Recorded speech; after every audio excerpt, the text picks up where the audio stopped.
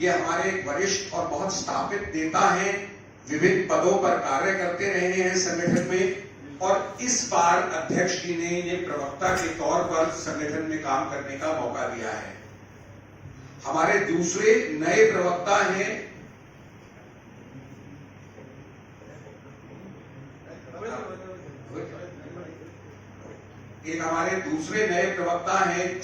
जोजीत सब्रवाल। ये बहुत ही talented, multi dimensional व्यक्तित्व के धनी व्यक्ति हैं, बहुत सारे अच्छे काम करते हैं। आप में से कई लोग इनके अच्छे कामों से पहले ही परिचित हैं, सामाजिक कामों से, और अब अध्यक्ष जी ने इन्हें एक प्रवक्ता के तौर पे दायित्व दिया है, और मैं उम्मीद रखता हूं ये आप सबके लिए बहुत उपयोगी सिद्ध होंगे। तीसरी हमारी नई प्रवक्ता है, अधिवक्ता है, वह सुप्रीम कोर्ट और हाई कोर्ट में प्रैक्टिस करती हैं, न्योमा गुप्ता जी।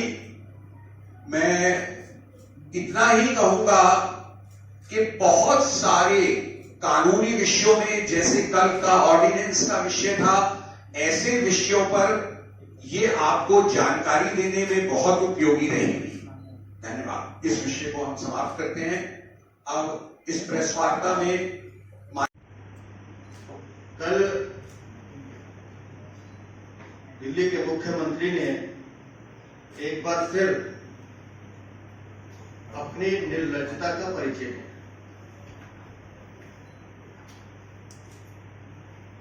जहां उनके संसद भवन के भीतर फ्रॉडगिरी करते हैं, कल बाहर भी इसका एक उदाहरण देखने को मिला।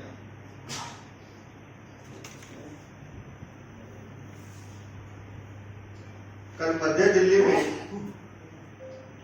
वेस्ट टू वंडर एक दूसरे पार्क का उद्घाटन किया गया,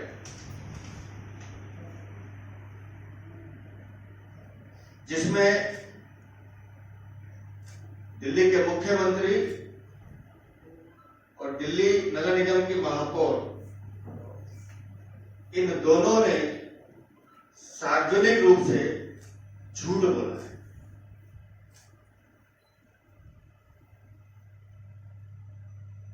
उन्होंने कहा ये पार्क हमने बनाया है, इसमें ये लगा है, इसमें ये किया है। केंद्र सरकार द्वारा दिए गए 15 करोड़ के अनुदान से दिल्ली नगर निगम ने ये पार्क बनाया है।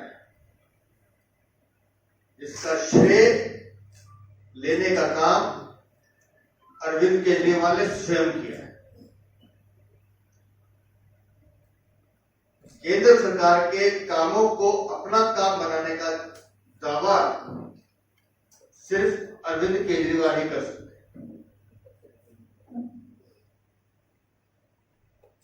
केंद्र सरकार ने अगर 15 करोड़ का अनुदान इस वेस्ट वंडर पार्क के लिए दिया था, तो उसका उल्लेख वहां उनको करना चाहिए।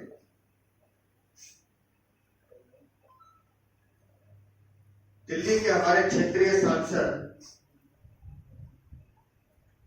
गौतम गंभीर, जो लोकसभा का प्रतिनिधित्व करते हैं, केंद्र सरकार के फंड से बने उस पार्क का निमंत्रण उनको नहीं दिया।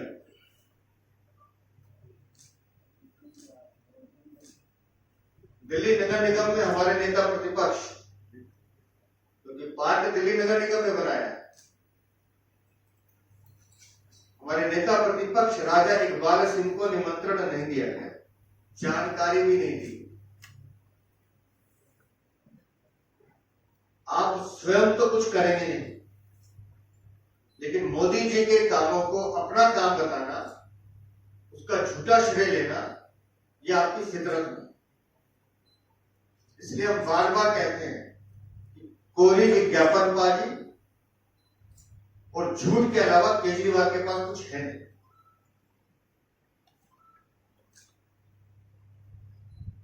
इसलिए पुरानी कहावतें याद आती है,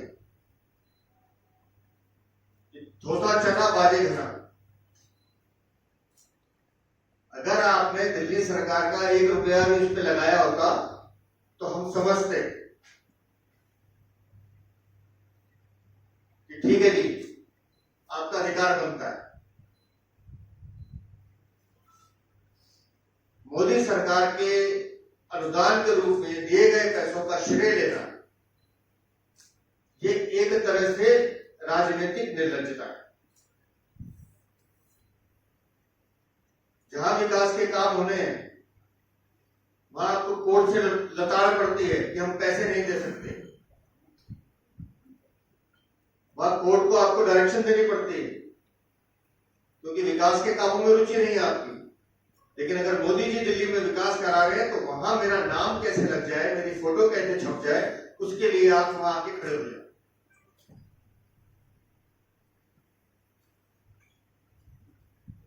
और हम बार बार कहते रहे कि आज दिल्ली में जितने विकास के काम माननीय प्रधानमंत्री जी के नेतृत्व में होंगे, हम ऐसे उंगलियों पे गिनाते हैं। हम ईस्टर्न रेलवे एक्सप्रेसवे की बात करते हैं, वेस्टर्न एक्सप्रेसवे की बात करते हैं, रैपिड रोड जिसका जिक्र मैंने अभी किया, जिसमें कोर्ट ने इनको लताड़ लगाई, उसकी बात करते हैं। प्रगति विधायक टनल की बात करते हैं, कर्तव्य पथ की बात करते हैं, बाबा साहब भीमराव के अम्बेडकर के स्मारक की बात करते हैं, प्रधानमंत्री संग्रहालय की बात करते हैं, नेशनल वॉर मेमोरियल की बात करते हैं, पुलिस मेमोरियल की बात करते हैं। ये यार 2 जो बन रहा है शिव मूर्ति से लेकर अलीपुर तक का रोड, हम उसकी बात करते हैं। आपके पास क्या है केजरीवाल जी? बाढ़ आई, पूरी दिल्ली डूब गई। हथनी कुंड बैराज से केवल 3,59,000 क्यूसेक पानी छोड़ा गया, जिससे पूरी दिल्ली डूब गई। और 2013 में 8,08,000 हथनी कुंड बैराज से पानी छोड़ा गया, दिल्ली नहीं डूबी। ये मुद्दा हम उठाएंगे। दिल्ली में आई फ्लू और डेंगू की बीमारी तेजी से फैल रही है। मैं आपको जानकारी देना चाहता हूं, जुलाई 2022 में 121 केस डेंगू बीमारी के आए थे और इस बार 348 केस रजिस्टर्ड हो चुके, जो पिछले 6 सालों में सबसे ज्यादा है। आखिर सरकार क्या कर रही है? हम दिल्ली विधानसभा के अंदर ये मुद्दा भी उठाएंगे कि आधी रात में मुख्यमंत्री अरविंद केजरीवाल के निर्देश पर फाइल चोरी की जा रही थी और आप सभी को मालूम है उन फाइल्स का संबंध किनसे था? फाइल्स का संबंध था जो दिल्ली की जो एक्साइज पॉलिसी थी, शराब नीति, जिसमें हजारों करोड़ रुपए का घोटाला हुआ, तो उन फाइल्स को भी इधर उधर करने की कोशिश हुई। फीडबैक यूनिट की फाइल भी थी, उसको भी वहां से उठाया गया। अरविंद केजरीवाल की सरकार एलजी हाउस, दिल्ली के एमएलए, एमपीज, पत्रकार, उद्योगपतियों की जो जासूसी करवाती थी, जिसके लिए उन्होंने सीनियर रिटायर्ड 16 और 17 अगस्त को दिल्ली असेंबली का सत्र बुलाया है। मैं आप सभी को ये जानकारी देना चाहता हूं, संसद चलाने के लिए जो संसद पर नियम लागू होते हैं, वही नियम दिल्ली विधानसभा को चलाने के लिए लागू होते हैं। दिल्ली असेंबली के 3 सेशन बुलाना मैंडेटरी है। बजट सेशन, मानसून सेशन और विंटर सेशन। बजट सेशन में क्वेश्चन नंबर होना चाहिए। पिछला जो बजट सेशन हुआ, क्वेश्चन नंबर हुआ नहीं। इस बार जो मानसून सेशन बुलाया गया है 2 दिन का, नियम ये कहते हैं कि 15 दिन पहले विधायकों को नोटिस देना पड़ता है कि मानसून सत्र बुलाने के लिए, जिससे कि विधायक जो पर्सन लगाना चाहते हैं वे समय पर लगा सके। अरविंद केजरीवाल ने विधायकों को 15 दिन का समय नहीं दिया। अरविंद केजरीवाल ने ये जो 2 दिन का मानसून सेशन बुलाया है उसमें पर्सन कार्ड रखा ही नहीं है, के लिए दिया गया। उसके लिए जो टेंडर कॉल करने चाहिए थे, टेंडर कॉल नहीं किए। तो उसमें बहुत सारी अनियमितताएं हुई थी, वे फाइल भी थी। हम सीज बैन पर भी चर्चा मांगेंगे। बीएसएस कंपनी को लगभग 20,000 करोड़ रुपए का फायदा पहुंचाया गया है। वो फाइल भी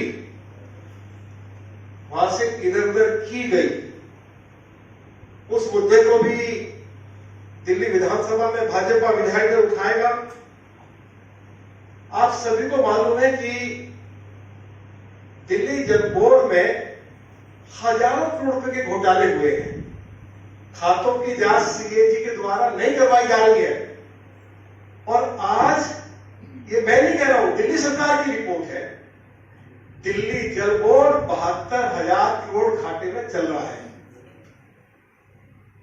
डीटीसी, अरविंद केजरीवाल की सरकार पिछले 8 सालों में एक भी नई डीटीसी की बस नहीं खरीद पाई। और आज डीटीसी 10,000 करोड़ रुपए घाटे में चल रही है। जो बसें डीटीसी के पास हैं, लगभग 3500 बसें, वे आउटडेटेड है। सड़क पर आती है तो ब्रेकडाउन हो जाता है। आए दिन डीटीसी की बसों में आग लग रही है। हमारा पब्लिक ट्रांसपोर्ट सिस्टम पूरी तरह से कोलैप्स कर गया है। तो डीटीसी का मुद्दा भी हम लोग उठाएंगे। और एक मुद्दा जो बहुत ही महत्वपूर्ण है, जिसको पीछे हमने दिल्ली प्रदेश भारतीय जनता पार्टी के अध्यक्ष आदरणीय श्री वीरेंद्र सचदेवा जी के नेतृत्व में उठाया था, पैनिक बटन का। दिल्ली के अंदर जितनी टैक्सीज है, बसेज है, डीटीसी की बसें हैं, उनसे पैनिक बटन के नाम पर लगभग 800 करोड़ रुपया अरविंद केजरीवाल के चहेते लोगों ने एकत्रित किया, इकट्ठा किया है। 5 रुपए का पैनिक बटन है और वह पैनिक बटन काम नहीं कर रहा है।